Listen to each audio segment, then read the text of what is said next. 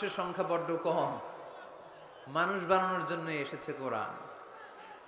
গরুর পেট থেকে বেরোলে ওটা গরু হয়ে যায়, ছাগলের পেট থেকে বেরোলে ওটা ছাগল হয়ে যায়, মুরগির পেট থেকে বেরোলেই ওটা মুরগি হয়ে যায়। কিন্তু মানুষের পেট থেকে বেরোলেই ওটা মানুষ হয় না, ওটারে মানুষ বানাইতে হয়, ওটারে মানুষের মতো মানুষ করে গড়ে তুলতে হয়। আবার দেখবেন গরুকে কেউ কোনোদিন বলে না তুই গরুর মতো গরু হ, বলে? কক্সবাজারেও বলে না। ছাগলকে কেউ কোনোদিন বলছে তুই ছাগলের মতো ছাগল হ? কিন্তু মানুষকে বলে তুমি মানুষের মতো মানুষ হও। মানুষের মতো মানুষ হওয়া বড্ড জটিল, এখানেই ধরা খেয়ে যায় অনেকেই। এই কোরআন এসেছে আমাদেরকে মানুষের মতো মানুষ বানাতে, আলোকিত মানুষ বানাতে, ঠিক কি না? এই দুনিয়া এখন তো আর সেই দুনিয়া নাই, মানুষ নামের মানুষ আছে, দুনিয়া বোঝাই,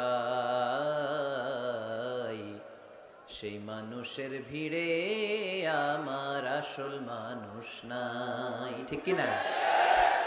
আসল মানুষের বড় অভাব।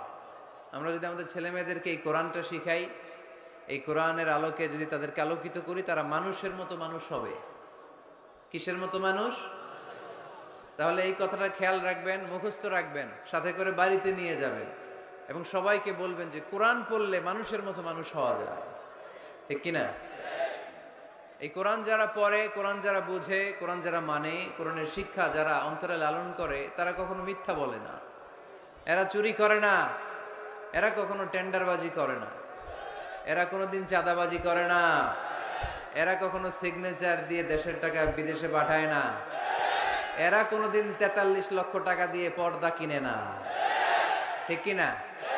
কিনে এরা ক্যাসিনোর ব্যবসা করে, এরা জুয়া খেলে, চাঁদাবাজি করে।